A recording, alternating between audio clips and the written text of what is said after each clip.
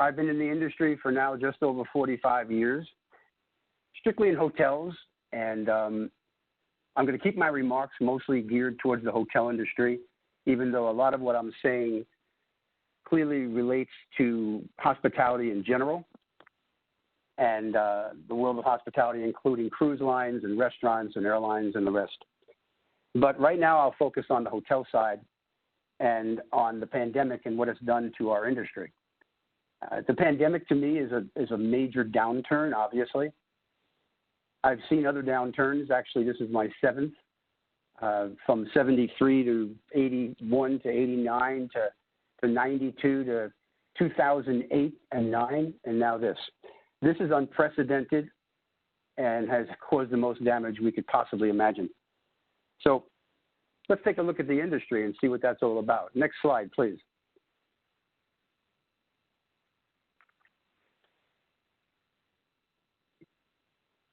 Can I get the next? Oh, thank you, sir. Okay, so the hotel industry at the end of 2019 had 5,400,000 guest rooms. And they're basically broken down between limited service and full service. Full service you'll recognize as Marriott's and Hilton's and Hyatt's.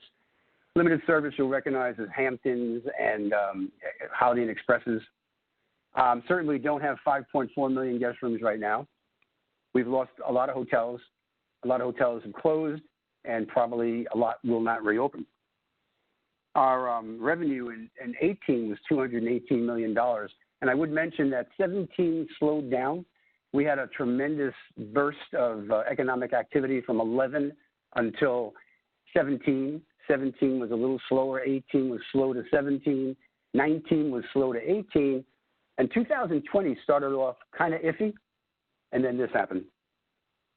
Our employment of 2.3 million people, that's just hotels. 1 out of 25 people work in hospitality in our country. So the effects on us have been terrible. 50% of that employment was gone within weeks. And that's just in the hotel side. It was an immediate drop, just came out of nowhere. And all properties were equally affected. I'd say that just going off the hotel side, restaurants were probably more severely affected than anyone, along with cruise lines. But our industry itself,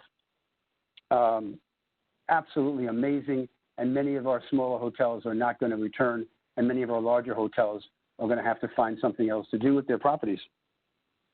Right now, leisure traffic actually is increasing, and if you would go to an airport, you would probably find more people going on vacations and more people looking like they're wearing sandals and they're leisurely, and less business people, if any.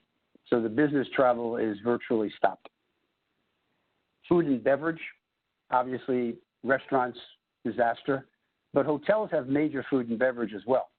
And many of the bigger hotels, food and beverage represents 20 to 30% of their revenue, and that stopped immediately. So many restaurants closed, many hotels closed, many won't open.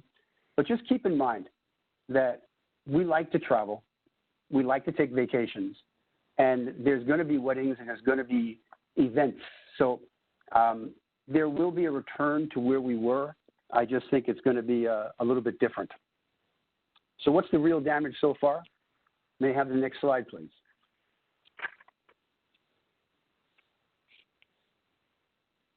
So 90% of the hotel business pipeline has vanished. And that's not just our business, that's our future business. So pipeline for us means 2, 3, 4 years out. What kind of conventions do we have on our books? What are we looking at in terms of business in general? Gone. And will it return? So far, we're starting to see some of the conventions and some of the conferences coming back in 2022, 2023. We're getting some positive reports from convention bureaus, but 2021 is going to be another tough year. 70% of the employee population has been laid off. We're getting some back, but many will never return. Plus the fact that because of this, hotels have retooled and are finding ways of having less employees. And that's exactly the same thing with restaurants, with kiosks and et cetera. So we're going to have a problem in our industry with people that are not working. As I mentioned to you, many restaurant closures, not going to reopen, $2.4 billion in lost wages. And again, we're going to change how we manage, so we're going to have a continued job elimination. I want to mention CMBS, commercial mortgage-backed securities. I know I'm speaking to an audience that probably understands that. It's a conduit of loans that are bundled together and put into a bond format. It was one of the major reasons why we had a disaster in 2009 financially. And right now we're looking at $97 billion of CMBS loans that are out there, and probably 30 to 40% have significant difficulties. And when these things fail, it's not like just failing one little thing. It's not like just failing a bond or something of that sort. This is failing 15 or 20 or 30 or 40 loans per bond. So there's going to be a significant amount of real estate on the market and a significant amount of pain trying to figure out how to get these CMBS bonds back in line. They're all in special services. So do I think the industry can recover? Yeah. I think the industry will recover slowly. I think 22 is going to see a return to some better leisure traffic. But 23 is going to be when I think the big conventions and conferences will come back. I also think that right now we're starting to see a small resurgence. The country's running at about 50% occupancy, which is certainly better than 15 or 20 or a month and a half ago, 2 months ago. But unfortunately, the average daily rate is very low. And because it's mostly leisure, it's not corporate. And as such, the profits are not returning to the bottom line. So after a lot of bit of pain in 21 and 22 with a lot of change in real estate, I think you'll see a return to some form of normalcy in our normal hotel operations and in our hotel growth. But I'm sure all of you would like to know what's changed, what you can expect if you do travel. So let's take a look at the next slide. Travel is going to be very interesting. I'm not sure how many of you are traveling on airplanes or not. I'm sure you're going to see a lot of leisure, a lot of biz. I will say the airlines have taken inordinate opportunities to sanitize, to make travel safer. But as they also get into a situation where they need business, they're starting to fill those middle seats. So you're going to have to just figure out what kind of chances you want to take. But they are a lot cleaner than they were before. Conferences, I know all of you go to conferences. I think the big boxes, the big hotels are going to have an easier time with conferences and meetings because they have room for spacing between people. But it's going to be a slow movement, and I think the smaller meetings will be fine. Large conferences will be waiting for a sign that things have gotten a lot better. Cars, a lot of people using their cars, and a good example of that is Airbnb news coming out saying that right now Airbnb is running better than most of the normal hotel companies. A lot of people are driving on staycations, and a lot of people are using their cars to get places rather than airplanes. Will that calm down? I mean, American Airlines just announced a 19,000-person layoff, so obviously airlines are still struggling pretty badly. Will Zoom be the new normal? I hope not. I sort of like getting together with people. Zoom's fun, but I think it'll be a fad for a while. I think we'll bounce back, but I think a Zoom format will always be there from now on. It's just going to be kind of the new normal. I mentioned Airbnb. Every major brand right now is going into home sharing. So every new brand, every big brand, Marriott, Hyatt, Hilton, they're all looking to become small Airbnbs or big Airbnbs, probably more legit Airbnbs with hotel rooms as opposed to small apartments. So you'll see that as it becomes more effective. And as far as the forecast, as I mentioned a couple of times, hotel forecasts are normal. I think we're going to have a normal hotel business by 23, 24.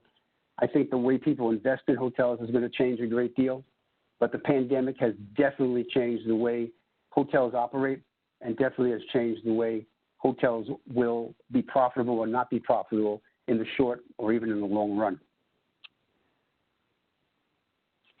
What will you find when you do travel? Next slide, please. So some of the things that we did in the hotel business, including communal tables, I'm sure you're all familiar with those. I think they're still going to be in the hotels, but I don't think you're going to be sitting at communal tables. So that's a big deal because every single hotel in this country went crazy for the past 2 years putting in communal tables. Buffets may be on, but I think they'll be serviced by workers in the hotel as opposed to you getting your own food. I think mini bars and hotel rooms are going to be a relic of the past. Grab-and-go outlets, that's going to be the new big deal throughout hotels where you can buy your food prepackaged and take it to your room. IRD, in-room dining, I think is going to be a thing of the past, a relic of the past, except maybe in luxury hotels. So a grab-and-go has been very popular right now. I think it's going to become a lot more popular. The spa industry has been severely affected. Obviously, it's hard to have social distancing when you're getting a massage, but they're working on ways to get into the new modern, the new normal, and they're struggling. Hygiene and wellness leaders, you're going to find this is a new job in hotels. I don't think this is going to go away for a long time. And I think it's actually a good thing. It's a good thing to have it happen. Hotels today are probably, the ones that are open, way more clean than they were before this pandemic and way more sanitary. So in the end, that could be a positive note if there is a positive note out of a pandemic. Keyless entry to guest rooms. So we're looking at contactless check-in, contactless check-out. Most of the hotels have moved into RFID locking systems, and those locking systems have Bluetooth technology, which allows you to check into your hotel room with your cell phone. And I think that's going to be a very key element in all the hotels and will make checking in and checking out a lot easier. Obviously, for conferences and group arrivals, it'll be more difficult, but you can see that's just going to keep on growing. Obviously, sanitizers, a lot of the hotels have gone into ultraviolet technology. Many of the hotels are using machinery that is put into the guest room for 10 minutes, and it sanitizes the room with ultraviolet. A lot of hotels are taking temperatures on arrival. There's sanitizers everywhere you can look. We're coming up with new ideas constantly to try and make it easier and better for guests coming into the hotels and for the employees in the hotels.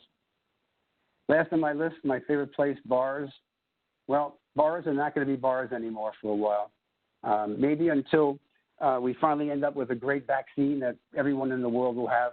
I think sitting next to the guy next to you or the lady next to you with your arms on the bar and talking about baseball or football is maybe a relic. I think your new bars are going to be ones that are going to stress gathering and high-top tables and small plates of food.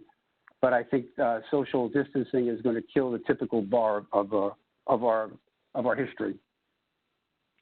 So that's what I see happening in the hotel industry. As I've said, we have had downturns, really serious downturns, and we've come back from it. The one thing about this business, my industry, is it's an industry of pleasure. It's an industry that people like and need to have. They want to travel. They want hotels. They have weddings. They have events. They want to have catering, and they want to have places where they can go to get married. So my advice is that industry will come back. Don't count us out quite yet.